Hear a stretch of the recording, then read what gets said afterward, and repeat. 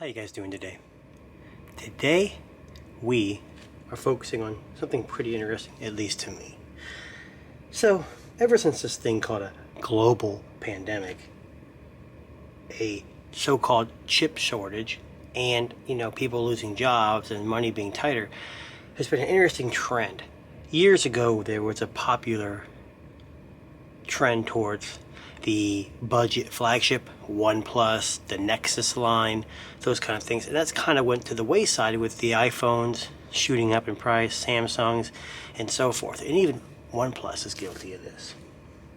But the mid-range phone space has been heating up. And when I say mid-range, I mean around $500 USD. Today, we're going to discuss two heavy hitters that are currently in the mid-range space. They're somewhat new for the most part. Both have a different take on the $500 phone with different sacrifices.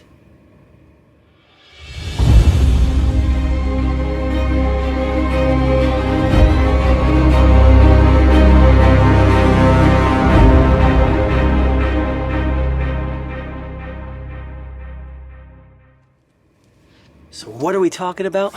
We are going to look at the Motorola G100 and the TCL 20 Pro 5G. So let's go over a few things about these phones. We have both, and which should you choose? Now, that's a complicated question, and I'll give you some specs and some comparisons, and maybe you can help make you a decision when you're looking for a phone in this price range, especially if you're looking at these. Both of these phones are running Android 11. Now, I have the Motorola set up, so it's running a UI that's pretty similar to stock. TCL runs again, Android 11, but with a TCL UI overlay. Now, this phone is not set up. It's relatively new, but I can still go over a few things with you. As you can look, I'm going to take the case off this thing so it's a little more closer to a comparison of these two phones. So looking at the two phones, the screen size is roughly 6.7 inches for both. The TCL phone itself, though, is a little bit lighter and minimally thinner. Okay, so as you can see, it's not been set up, but it is on. Kind of want to turn it on for a couple of reasons too, but we'll get to that. The Motorola phone here with its 6.7 inch screen offers a resolution of 2520 by 1080, or we call it Full HD Plus. This is a 21 by 9 aspect ratio, basically meaning it's thinner, taller, with a 409 ppi if you're interested. Okay, the TCL is 2400 by 1080 with a 20 by 9 aspect ratio. So it's not 21 by 9, and it's got 395 for the PPI. So 409 PPI, 395, very, very similar, just like the screen size. But it gets a little interesting. Motorola has a 90 hertz refresh rate, whereas TCL stuck with a 60 hertz. So you're thinking, oh, well, IPS is, or Motorola's got the lead there, and I kind of just spilled the beans on what I was going to talk about next here. But looking at that, this is an IPS LCD, and this is an AMOLED screen. So what you're looking at here is, this might be more buttery smooth going through stuff, but it will have less deep blacks, and it'll be subject to somewhat motion blur, but it's hard to see with the eye. So with these two comparisons, you got to make a difference. Do you want deeper contrast to your blacks, or would you want a 90 hertz refresh rate? The next segment here is pretty interesting. So, like I said, these are upper mid-range spec phones. But here's where they start to differ a little bit more. The Motorola G100 has the Snapdragon 870, which is basically an overclocked 865 or a barely overclocked 865 Plus that you'll find in the Tab S7 from Samsung. It's a very good processor. It's not an 888, but it's one step below, so gaming should be fun on this. The TCL went with the Snapdragon 750G. Now, that's a 7 series, this is an 8 series. I want to say that both series came out at the same time, but in generalities, the 7 series is usually one step slower than the 8 series. Both have expandable storage via micro SD. The Motorola has 8 gigabytes of LPDDR5 RAM with 128 gigabytes of storage. The TCL only has 6 gigs of LPDDR4 memory, but it has 256 gigabytes of storage. So you're going to get faster RAM, more and faster RAM, less slower RAM.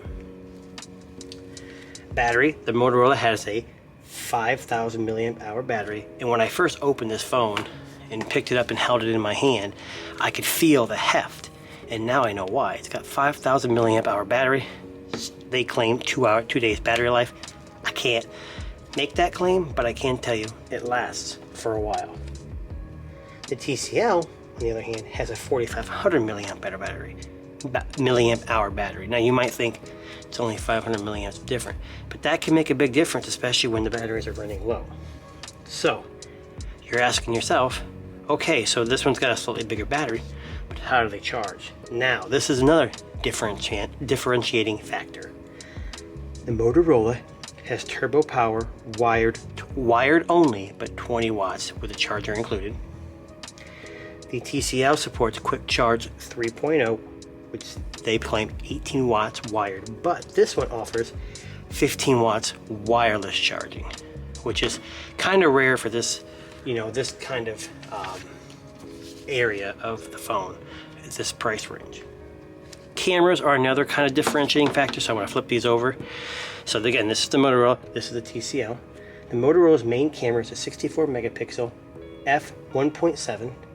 Their secondary camera in the back is a 16 megapixel ultra wide with a f2.2, and that ultra wide also doubles as a macro, and this has a unique little feature around the macro lens that has a ring light, so when you get close to something, it'll brighten it up.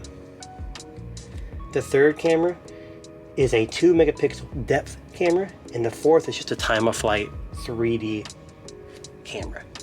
Now on the front of this, as you can see, I'll try to turn it on, you have 2 holes here. It's hard to see, and that's interesting because it has a 16 megapixel f2.2 main selfie camera and an 8 megapixel ultra wide f2.4 aperture camera. The 8 megapixel does have a 118 degree field of view, okay? Now, the TCL's main camera is a 48 megapixel f1.8, but this one has optical image stabilization where this one doesn't. Their second camera is a 16 megapixel ultra wide f2.4. Instead of integrating the macro into the wide angle, they actually put in a 5 megapixel macro separate camera in here. And the fourth camera is a 2 megapixel depth camera. Now on this one, try to see if you can see that, you see a center hole punch. So these are side, center. You got one camera, but this one is a 32 megapixel with an f2.4. So for biometrics, I'm gonna assume, I know this one has a generic face unlock with the camera here, so it's not as secure as what you'll find on an iPhone or some Android phones that have the IR sensing. But they may both have that, but as for fingerprints, this one has an in-screen fingerprint reader, and this one has it right here on the power button. Now, you might think, well, in-screen's newer, it's better. In some respects it is, but it's also just as quick. So I can turn it off and turn it back on. So some other things we'd like to talk about. And I'm going to see, they both have a 3.5 millimeter headphone jack.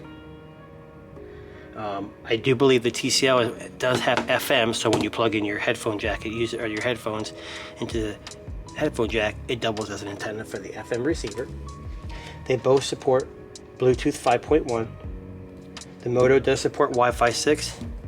I believe the TCL only goes up to Wi-Fi 5.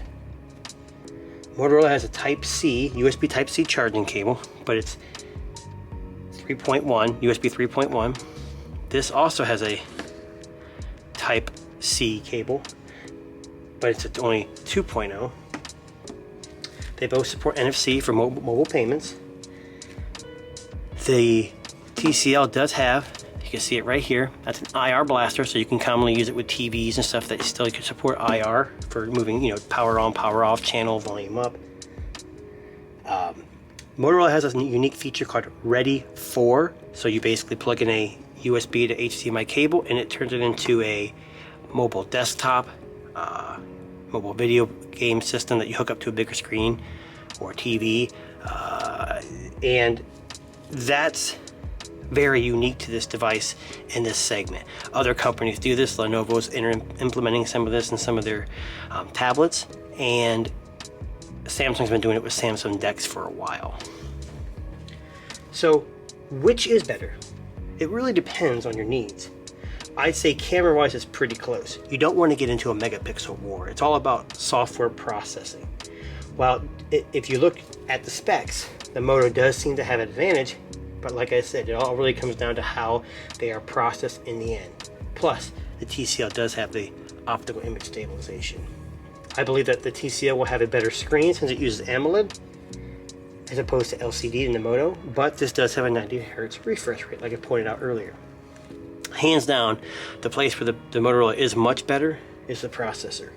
It's got a better processor, it has the Ready For feature which allows more flexibility, and that extra processing power and the better GPU with that will have mobile gamers satisfied.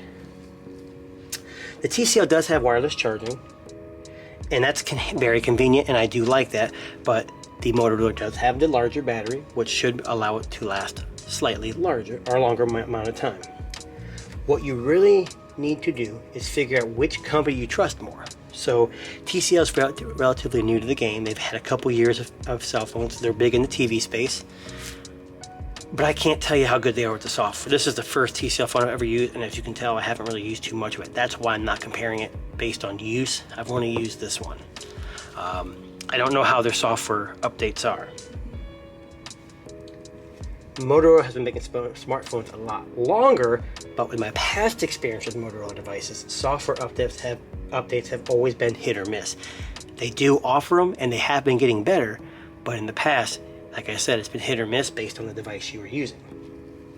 Also, what will you use your phone for? Motorola's build quality is not near as nice as the TCL's, but it's interesting to see where each company made the cuts to get it to the mid-range class. So as you can see, this is more like a plasticky, maybe some aluminum here, where this phone is more high-end. The screen rolls around the sides a little bit. It feels better in the hand, it's thinner. So, I mean, tactile wise, I would pick this phone. So both are currently $499 right now in the US, but Motorola's has a $100 discount, and I'm not sure how long that's going to last, so technically it could go up $100 soon, but they don't have an expected date of when that discount will end. You have to make a decision based on your needs. In my personal opinion, take it as you will, from Tuna Tech, I would pick the Moto G100 for the longevity, the faster refresh rate, the bigger battery, the faster processor, and the more amount of memory and speed of that memory. So basically this will last longer. As phones are aging, they tend to slow down, and if you have a slower processor, they will tend to slow down faster, in my experience. Again, this is Tuna Tech. I'm giving this battle the win to the G100. Check me out for the next battle.